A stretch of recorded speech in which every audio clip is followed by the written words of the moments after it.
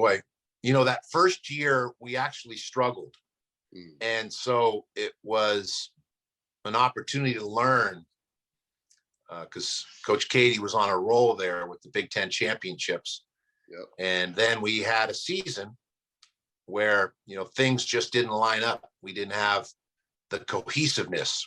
And so there wasn't the margin for error. You mentioned Troy Lewis, Everett Stevens, Todd Mitchell, Tony Jones, Melvin McCants, Kip Jones, Steve Scheffler. I mean, there was that team prior to my first year.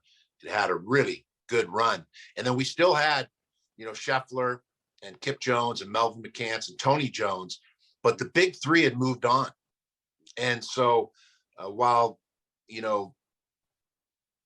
the players that returned were important pieces in those championship seasons, they were more complementary pieces because Troy, Todd, and Everett, right? They really dominated in terms of, shots and scoring and having the ball in their hands and growing into being the leaders that Coach Katie expected them to be. So that next year, we had the complementary pieces that returned from those successful seasons. And then we had a bunch of newcomers.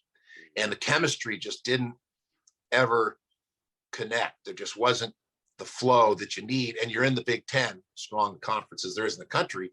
And so you're playing with a razor thin margin for error. And so we ended up having a losing season. If I'm not mistaken, we might have been, like one game below 500, didn't go to NIT, didn't go to an NCAA tournament. But that really led to, again, Coach Katie doing his best work and also the leaders that came back the next year. We finished second place. And there was a game at Michigan State in my second season. It was the last game of the regular season with the Big Ten championship on the line. And Steve Smith, Kirk Mans, I think, also was up there at that point. I'm trying to think if Dwayne Stevens was playing on those teams. But Michigan State had a really strong team. And we lost a heartbreaker up there. There were some calls down the stretch that didn't go our way. And Coach Katie to this day still talks about those calls. I think Eddie Hightower had that game, and he never let Eddie Hightower forget it, saying that he owed us a Big Ten championship ring. And always reminding him, you still owe me a Big Ten championship ring because you stole mine, But that was a really memorable game. And, all the Indiana games, in Bloomington and at Mackey was electric, always is, but in particular when Indiana comes in, as you know, in my book, the greatest rivalry in college basketball. And there's others, North Carolina and Duke, but UCLA, USC. But my book, for a number of reasons, Purdue IU is the most unique of all. That's for another podcast down the line. We'll have that conversation. But and winning in Bloomington probably is more rewarding because it's so tough. And that's what's remarkable about this run that Matt Painter's had. He's the Hoosier Slayer.